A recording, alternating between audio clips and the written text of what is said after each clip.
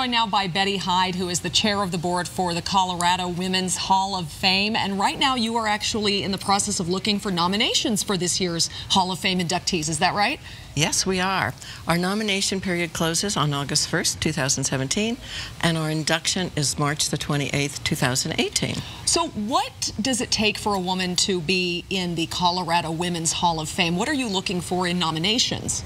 Well, we look for nominations from women who have had a connection to Colorado, so they don't have to have lived in Colorado all their life. They don't have to have been born here. They just have to have a connection to Colorado.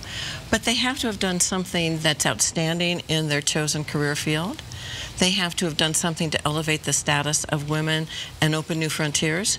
And they also have to have done things that have inspired people, especially women and girls. But can anyone nominate? Absolutely. Anyone can nominate.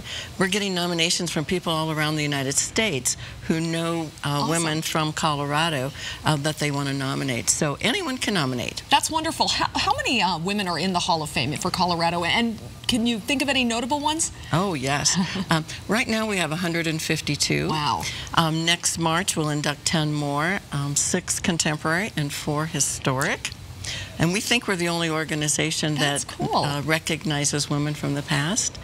But we have a lot of women that people will recognize and women that people will not recognize. There's a couple stories that I love to tell. One is Frances Weisbart Jacobs. And Frances moved to Colorado probably in the late 1800s. And when she moved here, that's when people were coming for the tuberculosis cure. And so people were poor. They just didn't have anything. They came here to be cured for tuberculosis and had not a penny to their name.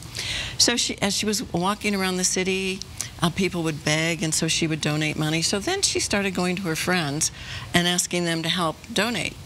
Well, long story short, that became Denver Charities, which ultimately became United Way. Wow. And we know how big United Way is. But you know, she wasn't done.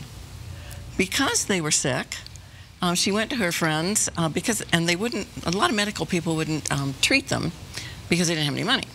So she went to some of her friends in the medical field and asked them to treat these people, and they did. And that was the beginning of National Jewish. So one woman. Quite a history here in Denver and a legacy. So how do you nominate someone very quickly? Go to our website, cogreatwomen.org. We have our nomination form on the website, and there's instructions how to fill it out. Wonderful. Betty Hyde, thank you so much for being here. Go out, think of the women you know who deserve to be in the Hall of Fame, and nominate them.